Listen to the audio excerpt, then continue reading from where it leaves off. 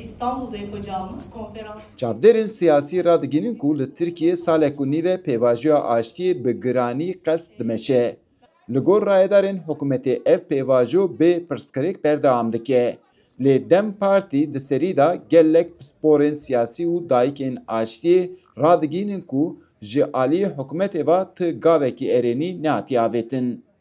Nivîskar Alî Bayramoğlu rewşa pêvajoyê ji dengê Amerîkayê re şîrove kir. Bayramoğlu radigîne ku di vî warî da li vî neka pozîtîv tunene. Lê ew dîsa jî dixwazin ku pozîtîv temaşe bikin. Bu sürecin eksik bir süreç olduğu da muhakkak. Li pêşiya me ji xeynî rêyekê pozîtîv ku em temaşe bikin nîne. Lê bêguman ev pêvajo jî pêvajoyekî kêm e. Ana mijar tevahî li ser dest ji çêkberdanê ye. Hikûmet dixwaze ku ji vê derê derbasî pêvajoya siyasî bibe.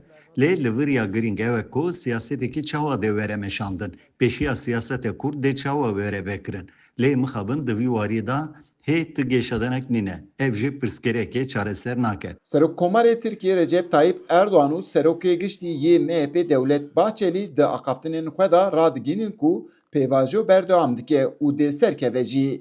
Endama İnisiyatîfa Yektiya Demokratîk dîba keskin ne di vî baweriyê de ye. Keskin ji dengê Amerîkayê ra got. Gavên ku gel li bendê bûn ew nehatin avêtin. Dema ku kanun neyê guherandin, gavê şember neyê avêtin, baweriya gel jî, hêviyê gel jî dişkin. Mirov merak dike, gel o rastî jî sev ku bawerî hêviya xelkê bişkinin eva tên kirin.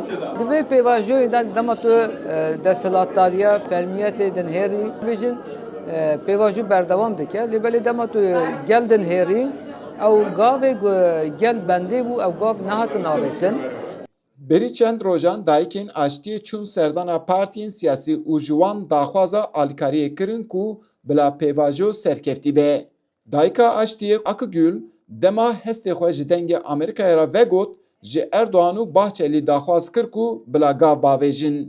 Daxwaziya mij hikûmetê jî heye, daxwaziya mij Devlet Bahçelî re jî heye.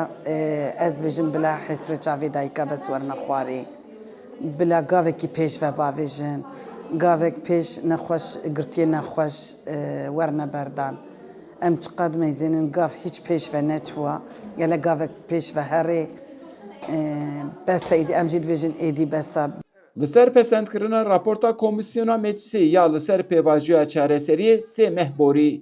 Lê heta niha jî di vî warî da erênî an jî neyînî ti gavek nehatiye avêtin. Ev yek jî di nav gel da dibe sedema hêvî şikandinê. Ji ber vî jî ew dipirsin gelo ev pêvajo ji hêla hikûmetê ve hate cemidandin an na. Eyüp Demir, Dengê Amerika, İstanbul.